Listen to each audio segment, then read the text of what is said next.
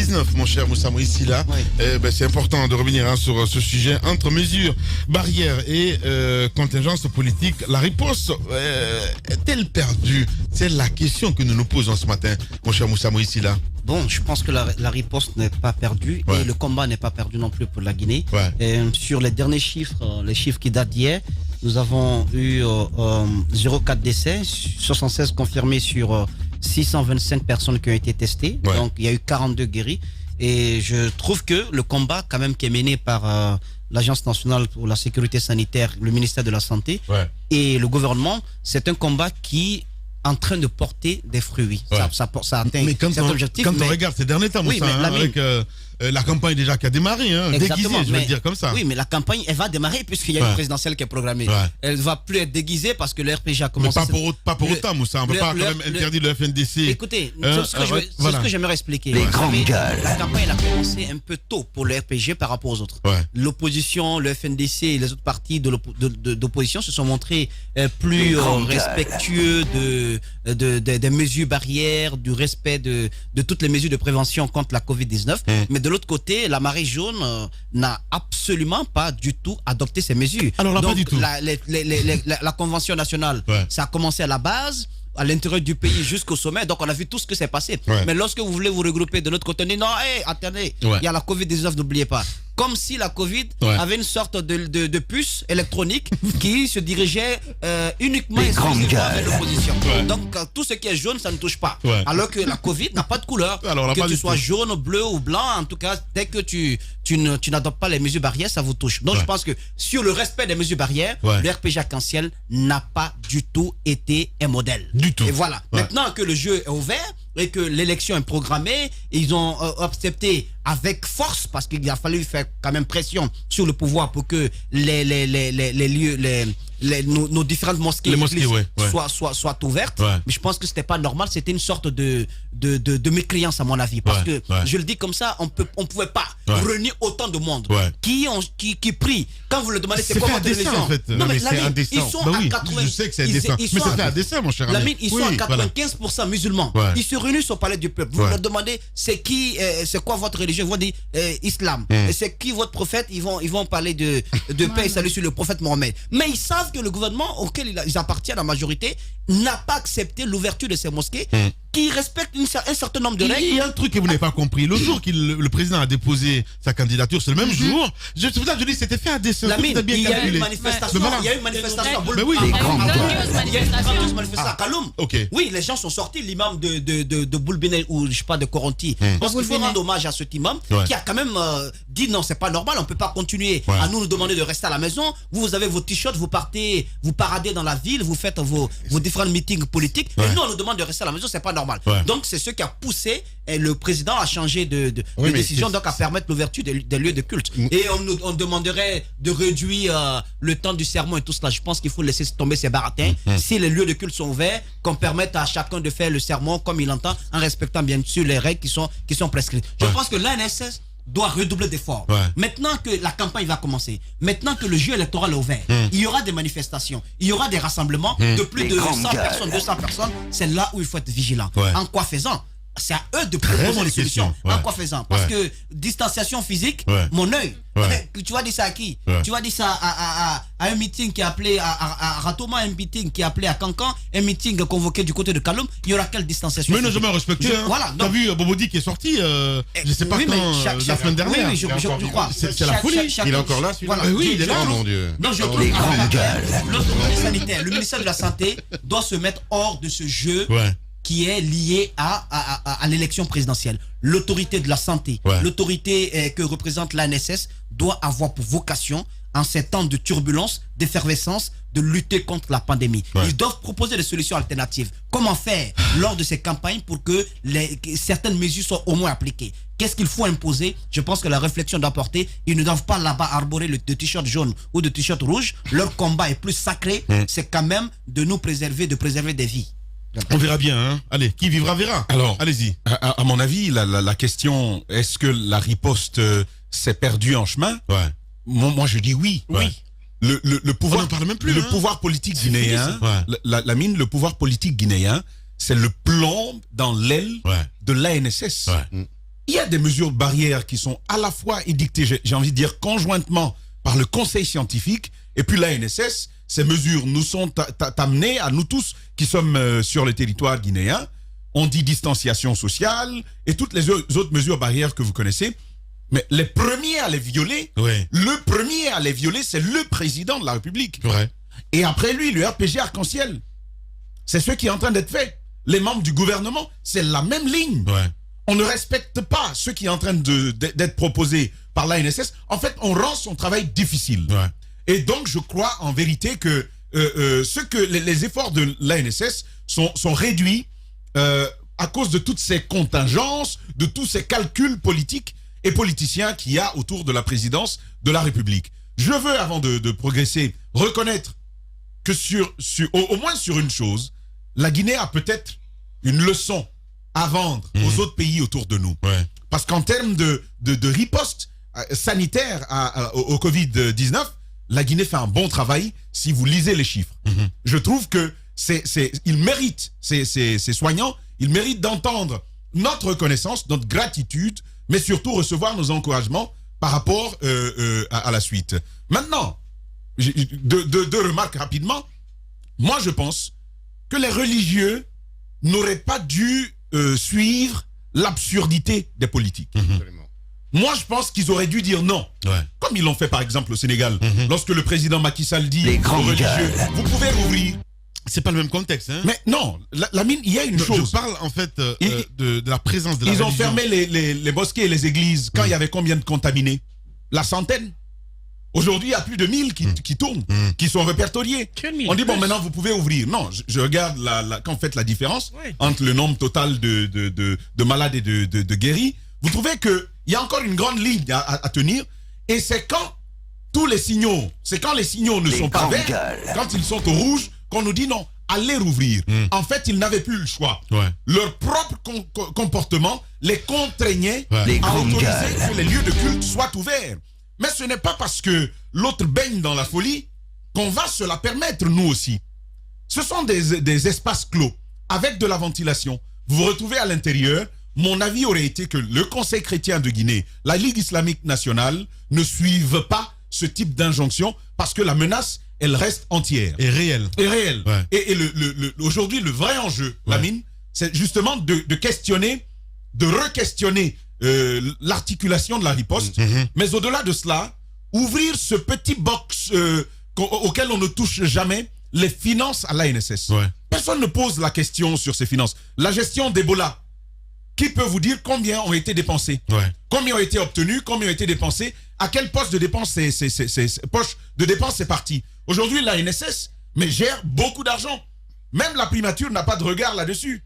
Ça, c'est un premier regard. Le deuxième regard, c'est de questionner ce plan de riposte qui a été élaboré par la primature. Où en est-on aujourd'hui? Quel est l'impact de ce plan de riposte? Parce que c'est quand même quelque chose d'assez transversal. Question sanitaire, question sociale, question économique. Par rapport à la relance de l'activité économique, avec en tête l'agriculture, où est-ce qu'on en est? Je pense que il sera intéressant de pouvoir savoir ce qu'il en est véritablement. Merci beaucoup, mon cher ami. Allez-y, Madame Hiro. Écoutez, je pense que Lamine, si vous sortez dans la rue aujourd'hui, que vous voyez les Guinéens, vous comprendrez qu'il y a eu un relâchement total. Ça c'est vrai. Total. Pratiquement, les gens ne mettent plus les masques. Mais à partir du moment où l'OMS a dit qu'il faudra apprendre à vivre avec cette maladie, comme le palu, comme la typhoïde, comme d'autres maladies, les Guinéens se disent, d'accord, nous on a l'habitude d'avoir le palu, on se soigne et puis on guérit. Surtout quand l'exemple ne vient pas d'en haut. Justement, vous avez suivi la convention du RPG au palais. On nous dit que 15 personnes ont été testées positives. Mais ces personnes se sont frottées avec combien de personnes avant d'être testées? C'est là le problème. Je pense que quand on donne... La loi est dure, mais c'est la loi. Quand vous dites que ça c'est interdit, tout le monde devrait respecter. Mais il faut comprendre les religieux. Quand on dit que c'est interdit, on tient des conventions. On va à des assemblées générales des partis politiques, on rouvre les classes. Dans les classes, aujourd'hui, vous avez la pléthore dans certaines salles de classe. Même si on exige, on essaie de montrer aux gens, oui, que dans les salles de classe, on ne veut pas mettre beaucoup d'élèves. Mais imaginez dans certaines écoles où il y a suffisamment d'enfants. C'est toujours plein à craquer. Partez autour du mois, voyez comment les gens se frottent. Moi, je pense que c'est pour cela que les religieux se sont dit, mais pourquoi les autres et pas nous? Pourquoi nous, on ne peut pas aller prier dans les mosquées? Vendredi passé, j'étais à Madina, mais il fallait voir. comment c'était plein à craquer et pratiquement les gens ne mettent plus les masques. C'est là le problème. Et l'heure de fermeture est quasiment plus respectée. Justement, l'heure de fermeture des marchés, on avait dit 16 heures, mais ce n'est plus respecté. Personne ne contrôle plus ça. Tu vas au marché quand tu veux. Mais quand on donne l'exemple, les autres devraient suivre. Mais qu'est-ce que les policiers font? Ils embarquent ceux qu'ils veulent quand ils veulent se faire un peu d'argent. Ils prennent de l'argent avec eux, ils laissent d'autres passer. Je pense qu'il n'y a pas suffisamment de rigueur et l'exemple ne vient pas d'en haut. Et quand tu as vu un policier qui a mal porté sa bavette, mais il vient, il ne porte même pas ça. Et son masque, il vient te parler. Qui exige aux citoyens de payer 50 000 francs parce qu'il n'a pas porté sa bavette, je veux dire que c'est énorme dans ce pays. Mais au-delà de ça, les tenanciers de bars et autres aussi commencent à faire de la voix parce qu'ils ne comprennent pas comment les grands hôtels sont ouverts alors qu'eux ils sont fermés. Donc on est en train de tuer les petits entrepreneurs, le secteur économique primaire dans notre pays en parlant de Covid. Je veux dire encore une fois que l'ANSS, comme le disait en bas, ne peut rien en pareille circonstance. Et vous allez voir, au soir du 18 octobre ou au soir de la proclamation des résultats de la présidentielle, c'est en ce moment-là que le gouvernement ou l'État va ressortir cette idée de Covid-19 pour pouvoir, soi-disant, endormir les gens. Je pense qu'aujourd'hui, nous avons relâché parce que tout simplement le mauvais exemple est venu de là-haut. C'est tout. C'est tout. Donc pour conclure un peu sur ce sujet, moi je voudrais rappeler quelque chose, une règle fondamentale en République. La mère des mères, c'est la Constitution, la loi, la mère des mères. Je voudrais rappeler qu'elle prime sur les lois religieuses d'une République. Et je voudrais rappeler que l'absence d'État, l'absence de fermeté de l'État engendre toute la connerie qu'on est en train de vivre face au coronavirus. Toutefois, je voudrais quand même, dans une note d'optimisme, parce que je suis quand même fier de ça, le monde entier prédisait une catastrophe en Afrique, et je ne sais pas si c'est du fait qu'on vit dans la crasse, qu'il n'y a pas de système sanitaire, etc., mais qu'on est habitué au virus, mais je trouve que l'Afrique, en général, et la Guinée en particulier, résiste. Moussa disait même ici que les Noirs étaient immunisés. Oui, les Noirs sont immunisés, comme on dit. C'est Moussa qui l'a dit ici. Voilà. Voilà, non, c'est tout ce que je voulais dire. Voilà. Sur la question, j'ai changé d'avis, vous savez, je raisonne comme la science, hein. Elle n'est pas statique, hein. Elle évolue. Aujourd'hui, le soleil se lève là, donc moi je peux changer d'avis. Mais quand on regarde un peu les chiffres, la mine, voilà, exactement. Sa parole n'est pas une montagne. Ma parole n'est pas une montagne. La mine. Non, mais elle peut accoucher d'une souris. Non, mais on résiste tout de même, il a dit Ahmed. Et Moussa Yoro a rappelé un peu ce que l'OMS a conclu finalement. Je pense qu'on résiste mieux par rapport aux autres. Ça ne veut pas pour autant dire qu'il faut laisser tomber toutes les mesures. Pour les personnes qui n'ont pas d'autres pathologies. Maintenant, moi je vous explique une chose. Et avec la Covid-19, il faut s'apprêter à rester avec. Il faut s'apprêter à vivre avec. Je pense que est-ce qu'il y aura une date? C'est l'espoir que je me fais, mais est-ce qu'il y aura une date à laquelle on va nous dire, écoutez, à partir de cette date, comme pour Ebola, il n'y a plus un seul cas de Covid-19 dans ce pays. En 2022. Je ne sais pas, mais je garde espoir, mais à la lueur, voit les choses avec la résistance, parce que je pense que nos organismes se sont habitués. Mais les symptômes, quel est ce Guinéen qui peut dire qu'il n'a pas ressenti un seul symptôme de la Covid-19? Un seul. Personne. Il n'y a pas. Moi, à un moment donné, j'ai tout perdu. Oui, c'est vrai. J'ai perdu l'odorat, j'ai perdu le goût. À chaque fois, il partait pour se faire dépister. Je me suis fait dépister au moins 3 fois. Je dis, mais qu'est-ce qui ne va pas? Mais quand je me fais dépister, c'est négatif. Mais pourtant, la perte de l'odorat, les scientifiques disent que c'est un signe sans équivoque de la Covid-19. Non, mais Moussa Moïse. Voilà. Oui, mais ce signe-là, parce que j'ai pas encore eu une maladie. J'ai pas encore eu une maladie, en tout cas, jusqu'à ce jour, qui m'est privé de mon odorat. Il n'y en a pas. Moussa Moïse. Non, c'est pas ton odorat en fait. C'est pas ton odorat. Sans oublier que 30% des tests, pratiquement, 30% des tests sont pratiquement faux. On peut faire des tests et tu sois positif et que ça ne sort pas positif. Il y a eu des cas comme ça. Surtout les tests rapides. Donc je trouve que pendant la campagne, l'ANSS doit quand même sortir une sorte de protocole. Il faudrait qu'il y ait une orientation, qu'on dise voilà ce qui est permis, voilà ce qui n'est pas permis. Il ne faut pas laisser faire les politiques. Il faut quand même réglementer cela. Non, mais où est port du masque et tout cela. Par rapport au port du masque, quand même, j'ai fait un constat. À Abidjan, je pense que Conakry est meilleur élève par rapport à Abidjan. Sur le port du masque. Depuis le début, Moussa, là-bas, c'est autre chose. Mais ici, je pense que le Guinéen, à cause peut-être des coups de crosse que les policiers peuvent nous donner, mais le Guinéen respecte mieux le port du masque. Non, la Côte d'Ivoire, c'est une autre histoire. On sait qu'on est mélangé dans ce studio. Il y a des Ivoiriens, il y a des Libériens. Voilà. Il y a des Libériens. Les Libériens, faut pas oublier. Oui, je sais. Voilà. Eux, vous leur parlez. Il y a même les Ougandais maintenant. Ah ouais? Oui. C'est qui? Ahmed Kourouma. Allez-y. Alors eux, vous leur parlez de Covid, ils vont vous dire ça c'est maïs. Donc ils s'en foutent. Quand il y a eu la grippe aviaire, c'est devenu... on en a fait des chansons. Une chanson. Mais pour revenir à la situation guinéenne, vous vous rappelez de ce plan de riposte qu'ils avaient dénommé, intitulé Stop Covid en 60 jours. Il y avait donc des actions sanitaires qui étaient démultipliées, les tests devenaient massifs. Au-delà des tests, il y avait également des vivres qui étaient distribués sur une période de 2 mois. Il y avait au-delà des vivres de l'argent et de la sensibilisation. Aujourd'hui, on sait tout naturellement, pour la simple raison que nous sommes en septembre, que ce plan n'a pas fonctionné. Nous sommes maintenant à 3 mois qu'il a été lancé. L'épidémie continue à avoir libre cours.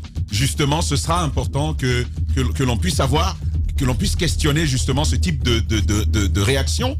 Qu'est-ce qui va être fait en regard de l'échec de ce plan-là? Mais vous savez, il y a des efforts qui sont réalisés. Je termine rapidement. Il y a des efforts qui sont réalisés. Mais tant qu'on n'aura pas pris la décision d'accompagner ces efforts de l'ANSS, on va perdre du temps. L'épidémie va devenir endémie. Et au-delà de tout, ce qui est encore très très grave, ce sont beaucoup de ressources qui auraient pu servir à autre chose, qui vont aller comme ça, qui vont être envolées dans le cadre de cela. Alors, allez-y, mon cher. Juste une petite parenthèse. Moi, je voudrais dénoncer un fait. C'est-à-dire qu'il y a un véritable racket qui est organisé vis-à-vis de nos compatriotes qui voyagent et vis-à-vis des véhicules étrangers. Ah ouais? Quand tu, oui. À l'aéroport ici? Non, pas à l'aéroport, au niveau des tests. C'est-à-dire que quand tu vas aujourd'hui faire un test, que tu veux prendre l'avion, les petites fourmis, les petites de l'administration savent tellement que tu es pressé, ils te font payer pratiquement $200 pour que tu récupères ton test, et ça c'est inacceptable. Et deuxième chose, j'aimerais bien que l'on me dise ce qu'est devenu le fameux numéro vert dont on a tant parlé.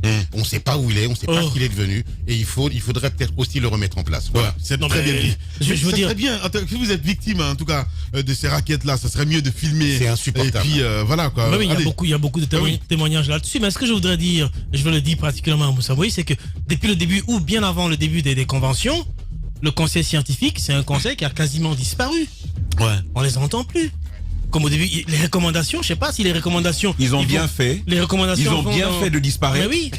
Pour la simple raison qu'au-delà de l'ANSS qui n'a rien à faire avec les recommandations du conseil scientifique, il y a des gens comme Roby, qui ne prennent pas la peine de lire ces recommandations-là et qui vous disent tout de suite que ce n'est que de la littérature. Vous vous rappelez de la dernière émission qu'on a eue là. Je me souviens. Donc tu n'as pas le droit. Et jusqu'à preuve de contraire, tu n'as pas le droit de réclamer.